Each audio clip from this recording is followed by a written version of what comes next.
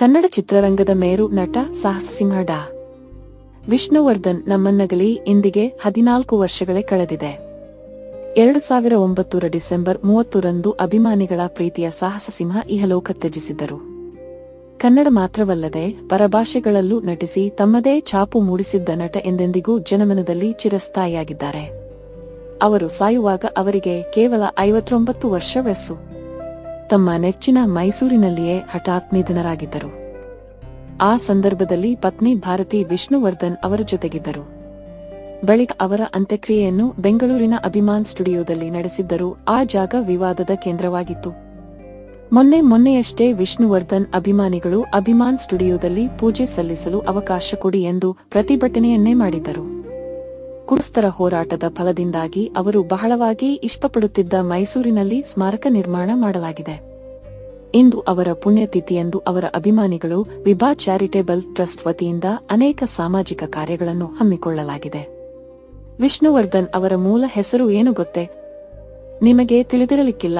ಸಂಪತ್ ಕುಮಾರ್ ಎಂಬಾತ ವಿಷ್ಣುವರ್ಧನ್ ಹೇಗಾದರು ಎಂಬುದು ಒಂದು ರೋಚಕ ಕತೆ.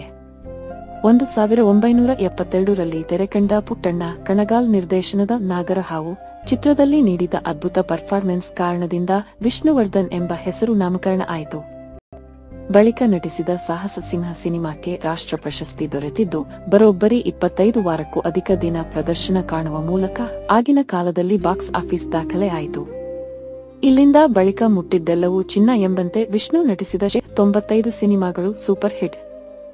ಜತೆಗೆ ಸಾಹಸ ಸಿಂಹ ಎಂಬ ಬಿರುದು ಕೂಡ ಪಡೆದರು. ಸುಹಾಸಿನಿ, ವಿಷ್ಣುವರ್ಧನ್, ಮಾಧವಿ, ವಿಷ್ಣುವರ್ಧನ್ ಅತ್ಯುತ್ತಮ ಜೋಡಿಯಾಗಿದ್ದರು.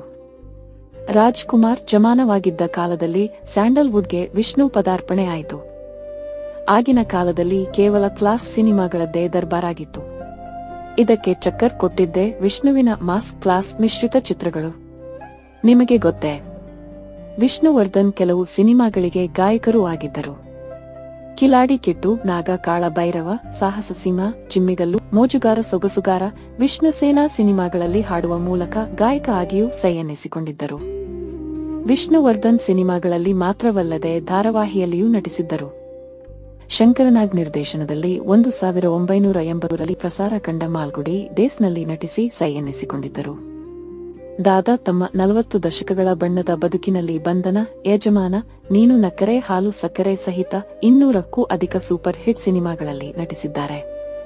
ಅಲ್ಲದೆ 4 ಬಾರಿ ಅತ್ಯುತ್ತಮ ನಟ, 2 ಬಾರಿ ದಕ್ಷಿಣ ಭಾರತದ ಫಿಲ್ಮ್ ಫೇರ್ ಪ್ರಶಸ್ತಿ, 4 ಬಾರಿ ಸಿನಿಮಾ ಎಕ್ಸ್‌ಪ್ರೆಸ್ ಪ್ರಶಸ್ತಿ ಸಹಿತ ಸಾಲು ಸಾಲು ಪ್ರಶಸ್ತಿ ಪುರಸ್ಕೃತರಾಗಿದ್ದಾರೆ. ಜತೆಗೆ 1990ರಲ್ಲಿ ರಾಜ್ಯೋತ್ಸವ ಪ್ರಶಸ್ತಿ ಹಾಗೂ 1990ರಲ್ಲಿ ಡಾ. ರಾಜ್ ಕುಮಾರ್ ಜೀವಮಾನ ಸಾಧನೆ ಪ್ರಶಸ್ತಿ ಪುರಸ್ಕೃತರಾಗಿದ್ದಾರೆ.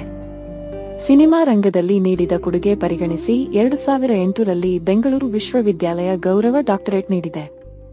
2008ರಲ್ಲಿ ಸಿಎನ್ಎನ್-ಐಬಿಎನ್ನ ಅತ್ಯಂತ ಪ್ರಸಿದ್ಧ ನಟ ಪಟ್ಟಿಯಲ್ಲಿ ವಿಷ್ಣುವರ್ಧನ್ ಸ್ಥಾನ ಪಡೆದುಕೊಂಡಿದ್ದಾರೆ ಎಂಬುದು ವಿಶೇಷ. ಇಂದು ವಿಷ್ಣು ದೈಹಿಕವಾಗಿ ನಮ್ಮೊಂದಿಗಿಲ್ಲ, ಆದರೆ ನಮ್ಮ ಹೃದಯದಲ್ಲಿ ವಿರಾಜಮಾನರಾಗಿದ್ದಾರೆ.